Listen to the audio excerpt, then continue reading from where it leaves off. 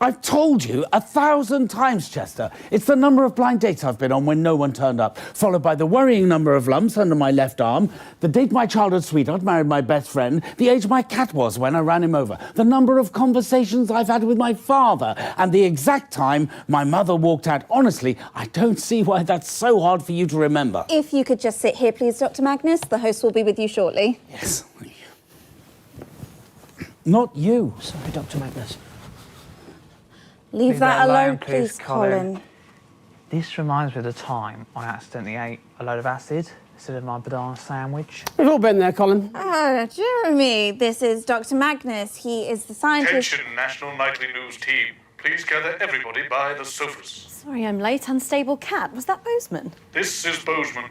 Is this a drill? This is not a drill. Right, OK, Chester, if you could please join us on the sofas. And the crew, please. I'm on my way down. OK, and the crew, please. It's not a bad idea. Is it someone's birthday? Anyone?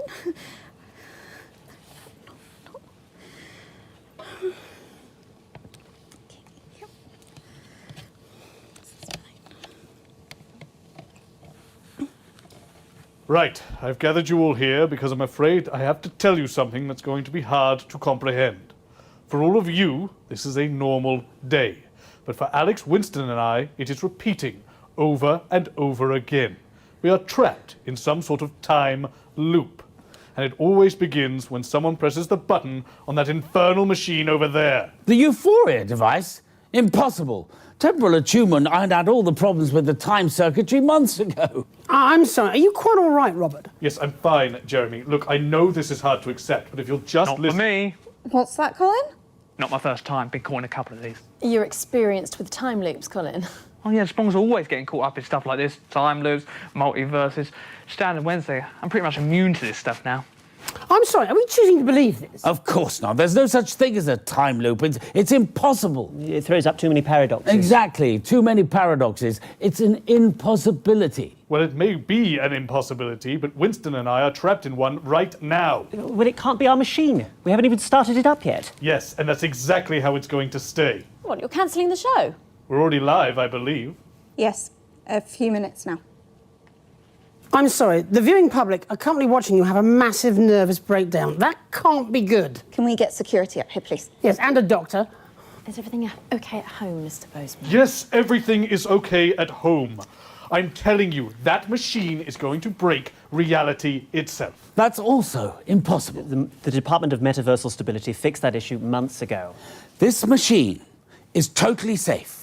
I will prove it to you. Oh, no, you don't. Oh, Mr. Bozeman, stop. Is everything all right here, Mr. Bozeman? Help me restrain this man. I think he's having an episode. Standard time loop stuff, this never works. Why don't you believe me? Could you let the guest go, please? No, you don't understand. Why don't you let him go, Robert, and we can go have a little chat about it? We don't need a little chat. Oh, for God's sake. I don't know what sort of operation you clowns think you're running here, but if you think you can stand in the way of science, you've got another thing coming. Well, I tried. Okay, to carry on then. I'm going back to my office. If you could just come with us for a moment, sir. Of course. OK, everyone, back to your places, please. It's okay. Save this.